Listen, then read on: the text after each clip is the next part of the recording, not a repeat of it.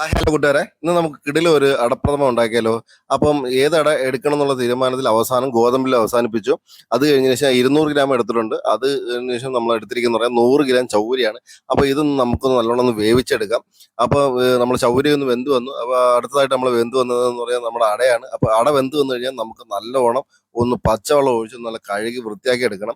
അതിനോട് തന്നെ ഒരു 300 ഗ്രാം ഞാൻ ശർക്കര എടുത്തിട്ടുണ്ട്. ഇവനെ ഒന്ന് ഉരുക്കിയെടുക്കാം. അപ്പോൾ അത് ഉരുക്കി എടുത്തിട്ടുണ്ട്. പിന്നെ ഒരു 50 ഗ്രാം നെയ്യ് എടുത്തിട്ടുണ്ട്.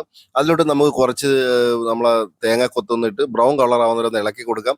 അതിനുശേഷം നമ്മൾ ഇടേണ്ട അണ്ടിപ്പരിപ്പും കിസ്മിസുമാണ്. അതിട്ട് നമുക്കൊന്ന് വറുത്ത് മാറ്റി വെക്കാം. അപ്പോൾ ആ നെയ്യ് തന്നെ നമുക്കൊരു പാത്രത്തിൽ ഒഴിച്ചിട്ട് നമ്മൾ നേരത്തെ റെഡിയാക്കി വെച്ചിരിക്കുന്ന നമ്മുടെ അട അതിനകത്തോട്ടൊന്ന് ഇളക്കി മിക്സ് ചെയ്തതിന് ശേഷം നമുക്ക് ഇതിനകത്തോട്ട് ഒഴിച്ചു കൊടുക്കുന്ന പറഞ്ഞാൽ നമ്മൾ നേരത്തെ തയ്യാറാക്കി വെച്ചിരുന്ന നമ്മുടെ ശർക്കര ഉരുക്കിയതാണ്. അതും കൂടി ഇട്ട് കൊടുത്ത് നല്ല കട്ടിയാവുന്നവരെ കുറുകി വരുന്നവരെ നമുക്ക് ഇളക്കാം.